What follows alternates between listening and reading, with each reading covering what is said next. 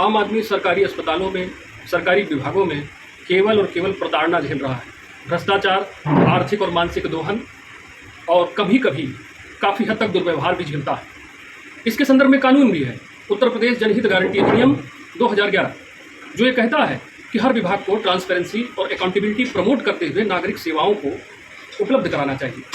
लेकिन नहीं, हो क्या रहा है, जनता का तेल निकालने के लिए नीचे से लेकर के ऊपर तक पाइपलाइन बिछा दी गई। सवाल ये है, क्या सरकारों के बदलने से ये व्यवस्था भी बदली? अगर ये व्यवस्था नहीं बदली तो कैसे बदलेगी? इसकी जिम्मेदारी कौन उठाएगा?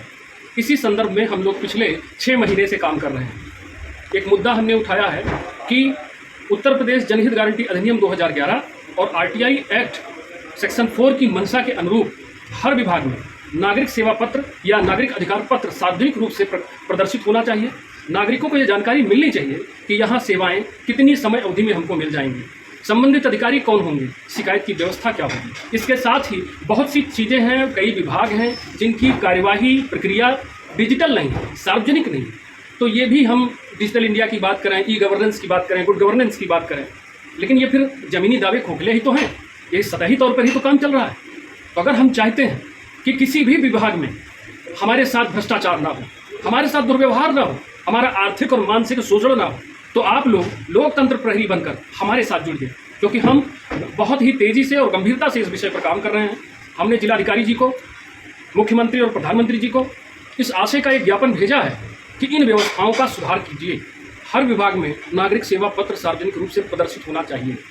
इसके अभाव में, जानकारी के अभाव में जब एक आम नागरिक किसी विभाग में जा रहा है, चाहे वो जिला अस्पताल हो, नगर निगम हो, उप निबंधन कार्यालय हो, या अपने लॉ एंड ऑर्डर का कोई मामला लेकर के वो थाने में जाता है, किसी को भी डायरी नंबर उसकी कंप्लेंट पर देने से आनाकानी की जाती है, टाल मटोल किया जाता है। बहुत सी अनियमितताएं हैं, हम लोग विगत 6 महीने से उसको उठा रहे हैं। तो ये सब समाप्त हो, इसके लिए मैं नागरिकों को सजग होने की अपील करता हूँ। सजग नागरिक का मतलब सशक्त लोकतंत्र। लोकतंत्र को भीड़ तंत्र की दृष्टि से मत देखिए।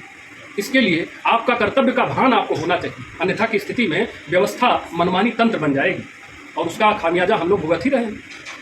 क्या कोई ऐसा नागरिक होगा जो ये बता दे कि कोई भी सरकार नहीं हो, हमें प्रशासन में कोई समस्या नहीं होती, हमें सरकारी विभागों में कोई समस्या नहीं होती? आपको कहीं ना कहीं सुविधा शुल्क देना पड़ता है, सुविधा शुल्क देने के बाद भी टाल मटोल और हर तरह का शोषण झेलना पड़ता है, तब जाके आपका कोई काम होता है। तो इसलिए हमारा साथ दीजिए, हमारे साथ जुड़िए, इस मुहिम का हिस्सा बनिए।